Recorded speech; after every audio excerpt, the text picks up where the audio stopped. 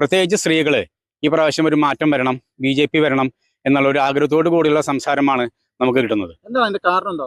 കഴിഞ്ഞ കാലഘട്ടങ്ങളിലൊക്കെ ഭരിച്ച ഈ ഭരണകർത്താക്കളൊക്കെ തന്നെ യാതൊരു തരത്തിൽ വികസന പ്രവർത്തനങ്ങൾ നടത്താൻ ഈ ബൂത്തിലോ ഈ മണ്ഡലത്തിലോ തയ്യാറായിട്ടില്ല.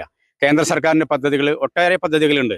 നമ്മൾ വീട് കയറി ചെല്ലുന്ന സമയത്ത് കേന്ദ്ര സർക്കാരിൻ്റെ പദ്ധതികൾ എന്തെങ്കിലും ലഭിച്ചിട്ടുണ്ടോ എന്ന് ചോദിച്ച സമയത്ത് ഒരു കേന്ദ്ര സർക്കാരിൻ്റെ വികസന പ്രവർത്തനങ്ങളും പദ്ധതികളും ഈ നാട്ടിൽ ലഭിച്ചിട്ടില്ല എന്നാണ് തീർച്ചയായിട്ടും അമ്മമാരുടെ ഒരു പ്രതികരണം. പ്രത്യേകിച്ച് കിസാൻ സമ്മാൻ നിധി പോലുള്ള കേന്ദ്ര സർക്കാരിൻ്റെ പദ്ധതികൾ 100% എല്ലാ വീടുകളിലും കിട്ടേണ്ട പദ്ധതികൾ പോലും ഈ ബൂത്തിലെ പല വീടുകളിലും ഇല്ല.